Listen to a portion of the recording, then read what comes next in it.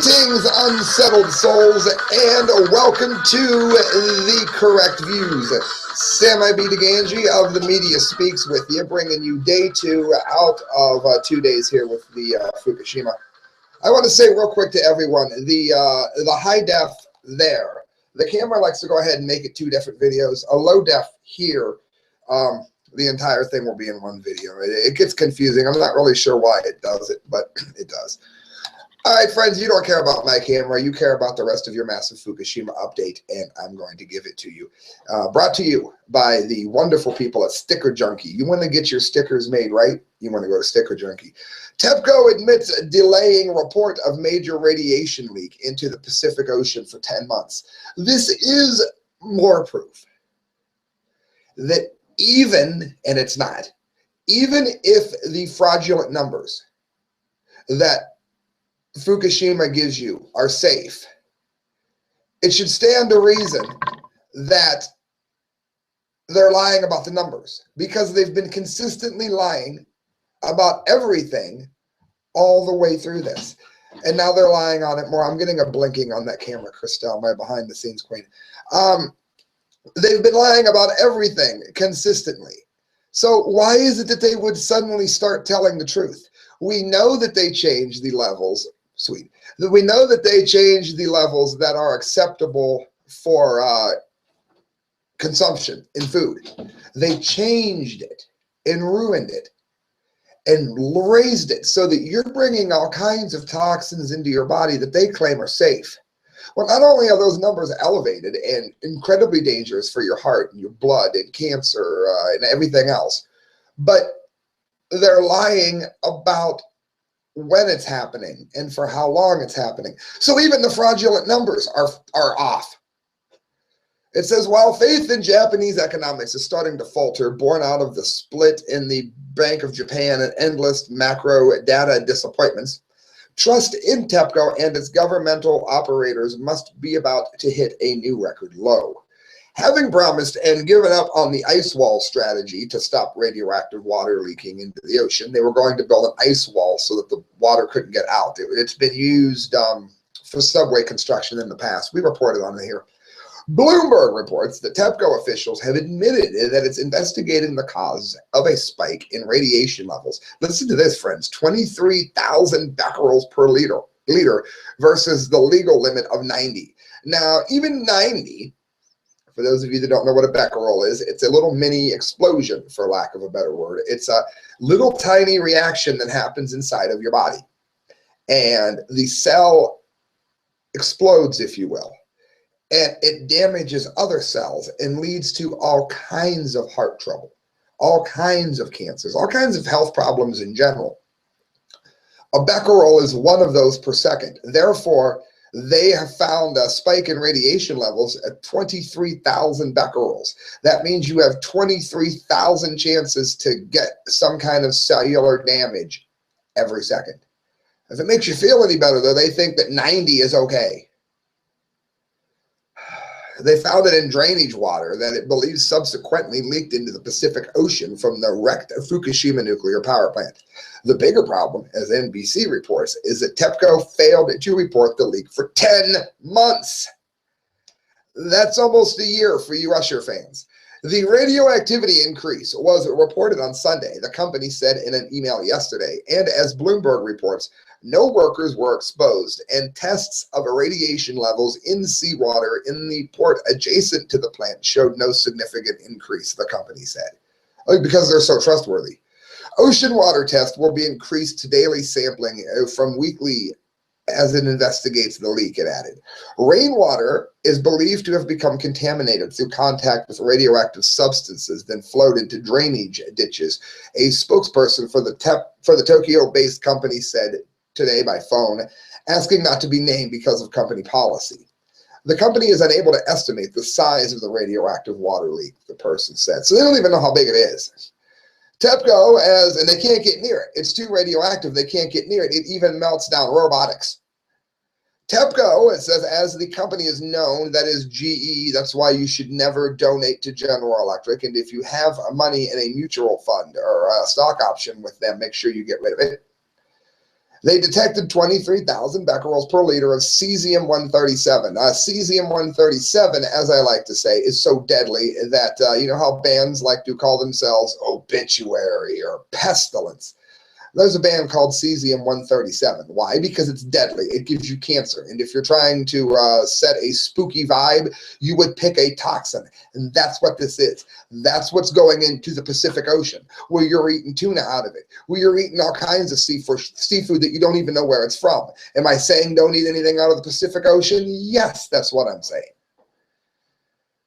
It says it came from rainwater that accumulated on the top of reactor building number 2. The utility said yesterday in a statement, the legal limit for releasing cesium-137 is 90 becquerels per hour, per liter, which also should under no circumstances be legal for the reason that I just gave you.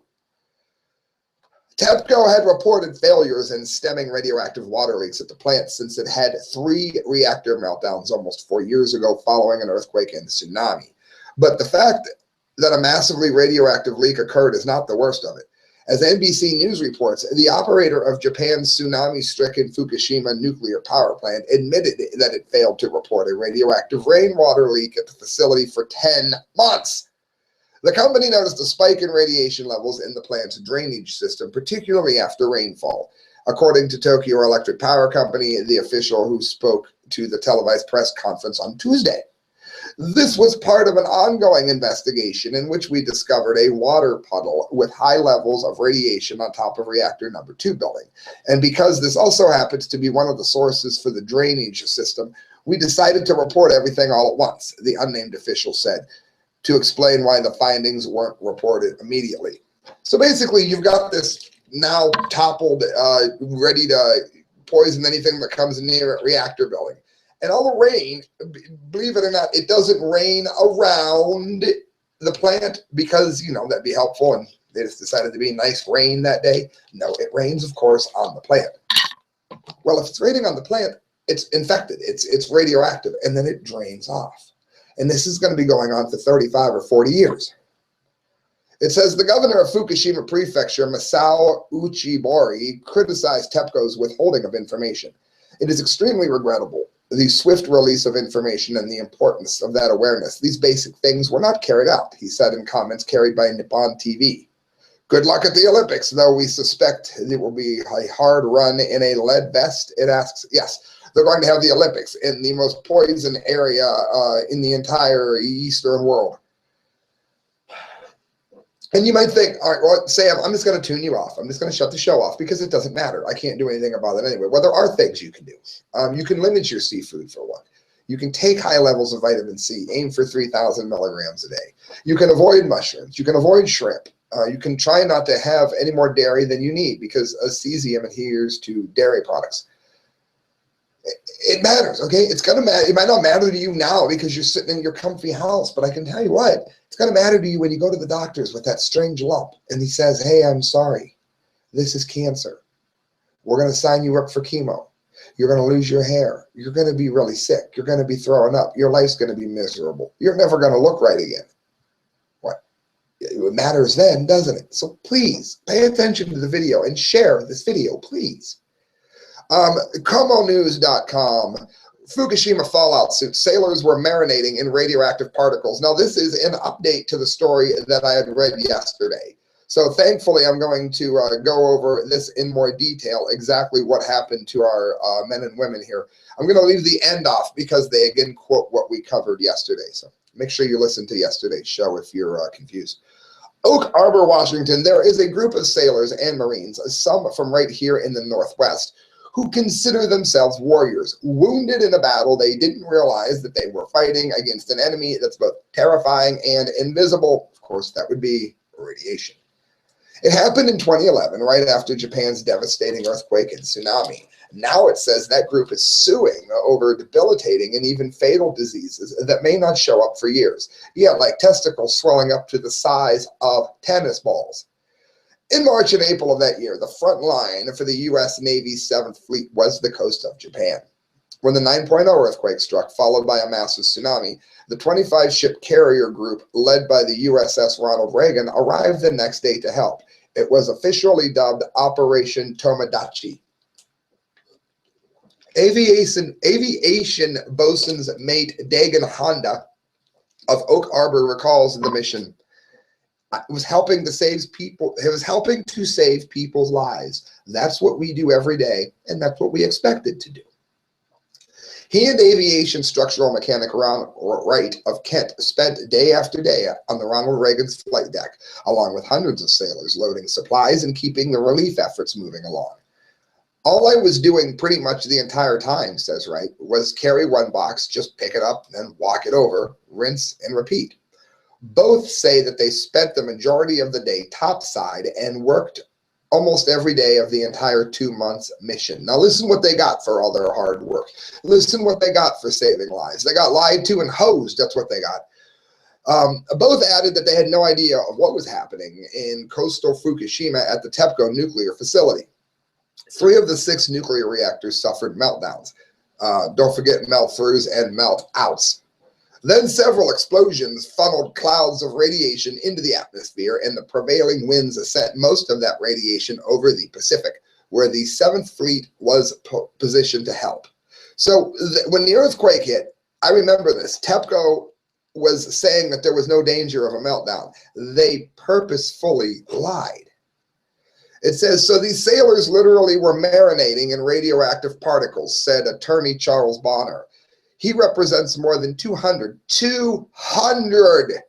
sailors and Marines, our boys and girls, and a class action lawsuit against TEPCO, claiming radiation from Fukushima has caused devastating health effects, including cancers, tumors, brain defects, and even death. There are already people dying of this, and a whole host of other difficult to diagnose complaints. Very serious illnesses for a very large population of very young people, said Bonner. I guess he likes the word very. Bonner adds that the 7th Fleet didn't know that it was sailing into a radioactive emergency because TEPCO, GE, brings good things to life, my ass, intentionally underplayed it. So it's not bad enough that they built a nuclear power plant on a known earthquake zone where many people told them that you were going to get a meltdown. No, that's not bad enough. They then lied about what happened in order to try to downplay this, because you can't see radiation. You don't know it's there. If you get good and juiced, you can get a metallic taste in your mouth. But if that happens, you've already been pretty well juiced. There's no way to know it's happening. It says, they lied to the world and told the world that there was no meltdown, that everything was under control, Bonner said. And I remember talking to my friend Giselle the night that it was going on. And I remember them saying that it was not a meltdown, that they had dodged a bullet. And they knew the whole time. Meanwhile, we got our men and women over there trying to help them, getting juiced and lied to.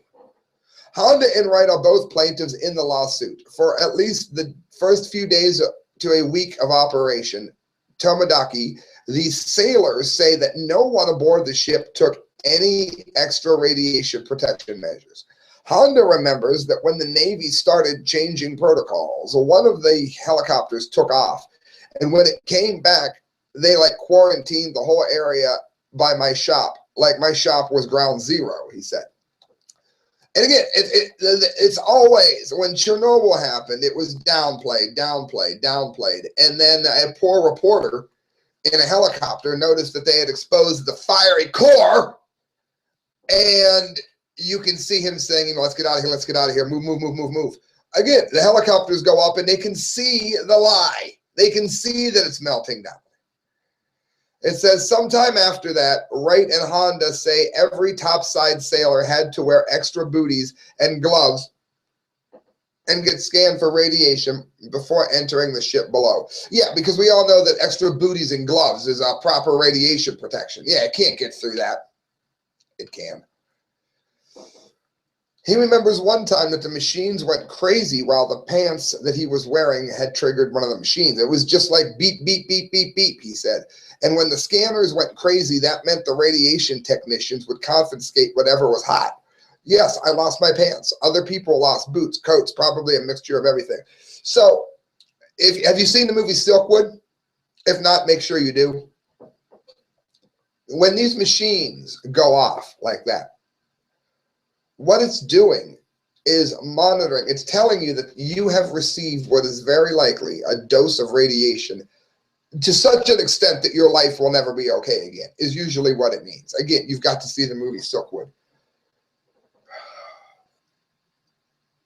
Guess what your pants sit by? There's no easy way to do this, friends. Guess what your pants sit by? Yep, the family jewels. So these people were getting their privates juiced. They were getting their knees juiced. Bone cancer. They were getting their fat cells in their legs juiced. More cancers. Sending it through their circulatory system. Degenerating their discs so they can't move properly. This is what radiation does. Neither Wright nor Honda worried, saying that the Navy continuously reassured them, Honda adds. They said on board, you know, it's no big deal. But right after Tomodachi, Honda says that he started experiencing frequent migraines and unexplained fatigue that he'd never suffered from before. This is a healthy Marine. He says that his doctor told him that he has several discs degenerating at an unusual rate. Now, if you don't think that that's bad, you're wrong. Because my dad suffered degenerative disc disease his whole life, and it destroyed the quality of his life. I mean, really, part of me isn't even sad that he's gone, because his life was always racked by so much pain, and he could never really enjoy anything. That's what degenerating discs do. I know, okay, I've watched it happen. He says here, mine are degenerating rapidly compared to people in my age group, and it's not something that is normal for people my age to have. And again, my dad had it very young, and it does ruin your life. It says, within a month of Operation Tomodachi, Ron Wright, now a civilian, says that he started experiencing painful swelling of the groin, and we got over that yesterday. He's gone through 3 surgeries, and he might be infertile over this. And again, this is just the beginning. Those radioactive elements cannot be taken out of your body, and they will continue to destroy the health of these 200 people for the rest of their life. Friends, Congressman urges protection for power grid. An EMP attack could bring our civilization to a cold and dark halt. This is from Mark Slavo, shtfplan.com. For those of you that don't know, there are a couple ways an EMT can happen. The one that will definitely happen at some point, because they've happened before and they will happen again, is from the sun. Can't do anything about it. You can send emails to the sun and ask him not to do it, but he never replies. The solar flares, the EMP, the electromagnetic pulse is what that stands for, is a burst of energy that will fry the grid that gives you heat, that gives you light, that makes your car work, everything fried. The other way this can happen is by setting off certain kinds of nuclear weapons in the atmosphere, which Iran would probably like to do when they get their hands on a nuke. I'm sure Putin would love to do it to us. I'm sure Obama would be more than happy to do it to Putin. These are the kind of things we're looking at here, and I'm bringing it into the Fukushima update, because these kinds of things are a huge problem. And again, it's more nuke issues that affect you where you're sitting right now, your life. It says, when it comes to an EMP attack, the question remains when, not if. Few other scenarios hold as much potential for disaster and disruption to the lives of everyone in society. At a moment's notice, 300 million Americans could be made instantly desperate, insanely desperate, and even likely to die in the aftermath. A single event could easily be enough to take down the power grid and render inoperable all of the computers and electronic tools that individuals, businesses, banks, and governments all rely upon. Don't forget hospitals. But hospitals are protected from this. Mostly no. Arizona Congressman Trent Franks recently reintroduced a bill intended to provide better security for critical infrastructure, with particular emphasis on the threat posed to the power grid by an EMP, which Representative Frank points out could occur either naturally from a solar flare or by way of a targeted man-made weapon. Now listen, we have money for Obamacare to destroy your insurance, but we don't have money to stop something that could affect upwards to 90% of the country. It says, in reintroducing the bill this week, Frank said the Department of Homeland Security has the specific responsibility to secure the key resources and critical infrastructure of the U.S., that is to say, your heat and your lights, etc., to include power production, generation, and distribution systems. That means getting the energy made and getting it to you. 13 years after this job description was enacted, our nation's most critical infrastructure and the systems that more than 300 million Americans, again, depend on every day for basic activities, are still vulnerable to large-scale blackouts. Again, Ron Paul had said that the DHS was utterly useless. Now you've got somebody else saying it. Anyone who understands how critical our power grid has become in modern America to feeding our families and keeping our children warm, like adults don't need to be warm, will understand why this act is so critically important. The Critical Infrastructure Protection Act will enhance DHS threat assessments for geomagnetic disturbances and electromagnetic pulse blackouts, which will enable practical steps to be taken to protect the vital electric grid that serves America.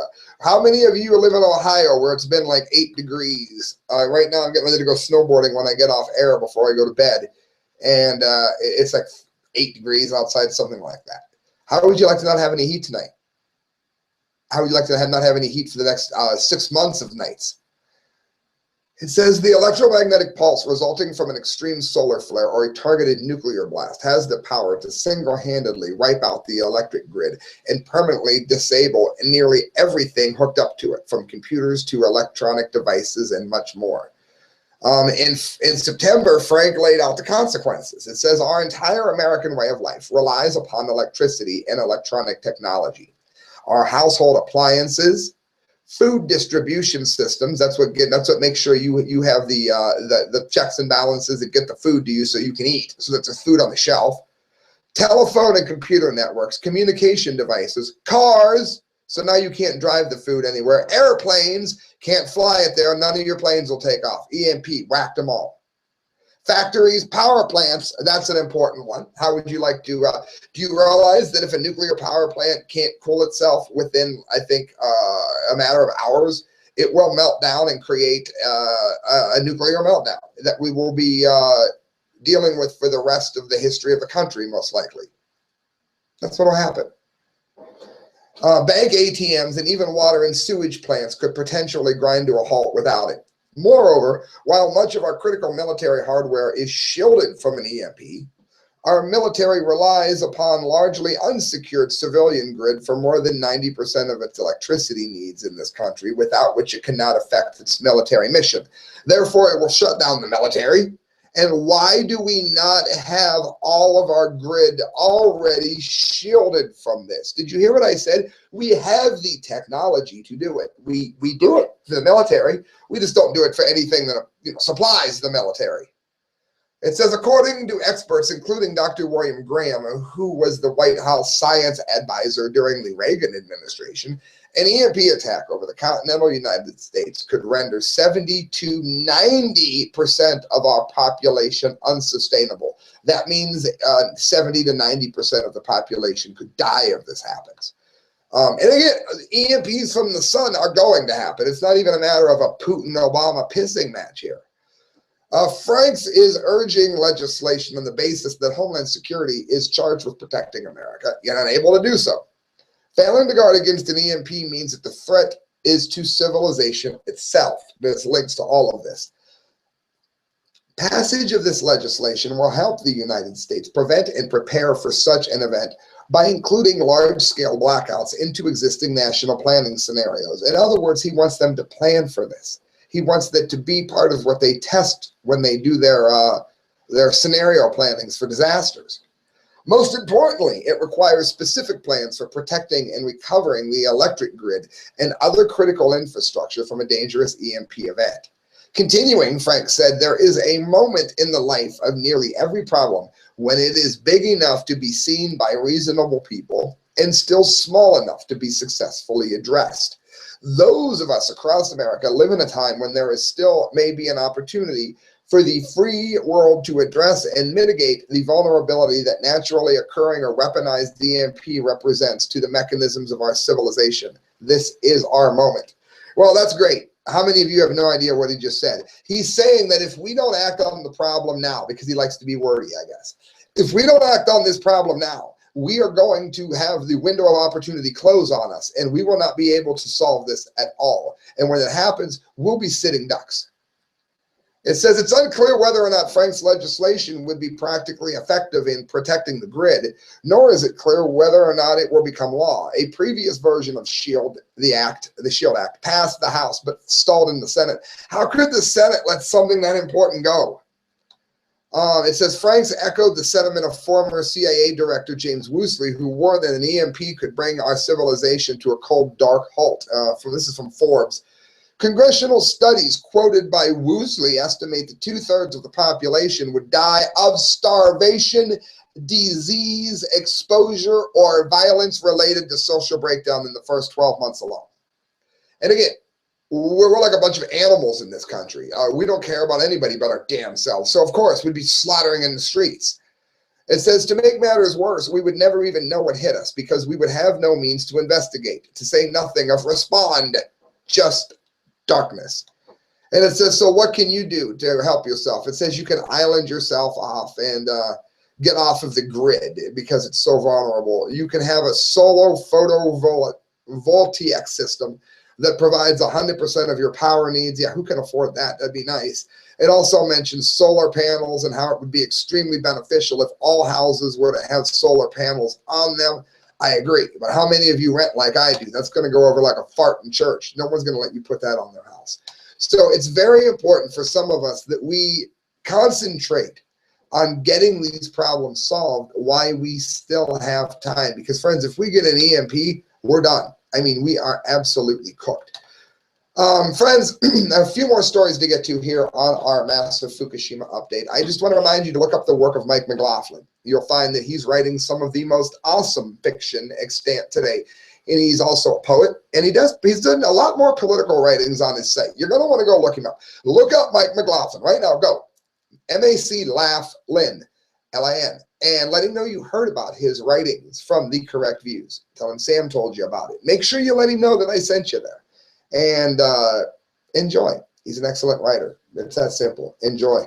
Moving on, and this is brought to you by Change Transportation. If you live within a 15-mile radius of Canton, Ohio, make sure, if you need a taxi, you price check with Change Transportation because they'll probably beat the rate that you have. Facebook.com, Change Transportation. Report, Iraqi forces again claim the U.S. is supplying ISIS with weapons drops. Now, I was one of the ones who kind of poo-pooed this because mistakes happen. Friendly fire happens. You accidentally shoot somebody on your side. You accidentally drop weapons or munitions to your enemy instead of your friends. It happens. It has happened through all of war history, and it will continue to happen for as long as we are stupid enough to keep killing each other. Well, this has happened so much and on so many different fronts that there are people who are questioning whether or not this isn't on purpose. We're going to go with it here, and I'd like your opinion in the comment line. Iraqi forces have once again sensationally charged that the U.S. military is purposefully dropping weapons to terrorist militants in the western parts of the country, according to the report. Well, we're the ones that freed Iraq, if you want to call it that, from Saddam Hussein, so I mean, what reason would they have to lie? The Iranian Fars news agency reports a group of Iraqi popular forces known as Al-Hashad al-Shabi shot down a U.S. Army helicopter that was carrying weapons for the ISIL in the western parts of al-Baghdadi region in the Al-Anbar province last week. The report claims that the fighters posted a picture of, and I can see the picture on this article, online of a downed helicopter and the weapons that were recovered. The claims come from the heels of reports last week that the Iraqi army shot down 2 British planes, also delivering weapons to the Islamic State. Now, there isn't that many accidental deliveries going to your enemies here. Something radical is going on here, and I'm begging people to please look into this. The Iraqi Parliament's National Security and Defense Committee has access to the photos of both planes where that are British and have crashed while they were carrying weapons for ISIS. It says ISIL, same thing. Head of the committee, Hakam al-Zamali, said, according to the Arabic Language Information Center for the Islamic Supreme Council of Iraq. Hakim al-Zamali, a senior Iraqi investigator, added that the current government in Baghdad is receiving daily reports from security forces in the Ann al-Bar province about flights airdropping weapons to ISIS. Did you hear that? Our country is dropping weapons on ISIS to use against us daily. Are we making that many mistakes? Do you find that a little hard to believe? And if it is, do you find that a little unnerving? The reason for the drops, according to the legislator, is to prolong the chaotic situation in the Anbar province. In other words, carry the war on and bring more money into the industrial complex. Last week, a video was also released claiming to show a U.S. Chinook helicopter dropping 2 boxes full of weapons for ISIS by flying at a low altitude in an extremist-controlled area of Fallujah. The footage is said to have been filmed by the Iraqi-based Hezbollah brigades. So we have proof that this is going on and going on repeatedly. It's a remarkable number of accidents. It says that there are even reports that some U.S. helicopters landed in Fallujah, a main base of ISIS-linked Takfari militants in Iraq. Iraqi lawmakers have urged the governments to open an investigation into the matter. The claims of the U.S. and the UK supplying weapons to ISIS extremists have been going on for some time, and there's many links in the article that I'm reading here to prove it. It says that it is certainly evident that the U.S.-made weapons have fallen into the hands of ISIS on multiple occasions. We have discovered weapons made by the U.S., European countries, and Israel from the areas liberated from ISIL's control on the al-Baghdadi region. This says Al-Ahad news website quoted the head of the Al-Anbar province. So we got all kinds of weapons just dropping into our enemies. It says the U.S. weapons drops for the ISIL on the excuse of not knowing about the whereabouts of the ISIL positions and is trying to distort the reality of the allegations. In other words, they're claiming it's all an accident. Well, I would hope that our military is not prone to making that many arguments. I'm just saying it's insane. All right, I'm going to move on quickly here. Netanyahu tells Congress Iran on march of conquest, subjugation, and terror. It says Iran is playing a deadly game of thrones. I would say so. I think Netanyahu is 110% right here. Iran is building a nuclear power plant on an earthquake zone. Iran has Sunnis and Shiites, both that will take this thing out as a weapon to use against each other. ISIS would love to get their hands on the radioactive waste to use, I've got a yellow bar, to use as waste dirty bombs against Israel and the U.S. and anywhere else that they can possibly get it into. It says that's exactly what would happen if the deal being negotiated by Iran. That deal would not prevent Iran developing nuclear weapons. It would all but guarantee that Iran gets those weapons, and lots of them. He said Iran is playing a deadly game of thrones. Republicans invited him to speak, and the Democrats boycotted it. Well, Netanyahu, I hope to say, was completely right. Last thing I want to get to, Iran opposition unveils secret Tehran nuclear site. But they're not doing anything they're not supposed to. An exiled Iranian opposition group Tuesday accused Tehran of running a secret uranium enrichment site close to Tehran, which it said violated ongoing talks with global powers on a nuclear deal. In other words, they are working on a nuclear bomb like we've all said they've been doing. Iran is not over there kissing babies. Despite the Iranian regime's claims that all of its enrichment activities are transparent, it has, in fact, been engaged in research and development with advanced centrifuges and a secret nuclear site called Lazaran-3, said Jaffa Zada, a deputy director of the National Council of Resistance in Iran. In other words, they've got these centrifuges that they are using to enrich uranium to use as a bomb, and then they're appealing to the PS5+1 group of Britain, China, France, Russia, US, and Germany to be allowed to continue this, which is ridiculous. Friends, you're listening to The Correct Views. Sam I.B. DeGangi reporting for the Media Speaks and signing off. Look up the work of Kyle Court, D-Lake, and myself, and please donate if you can at thecorrectviews@hotmail.com, brought to you by Sticker Junkie. And my live listening friends, thank you very much for tuning in. God bless.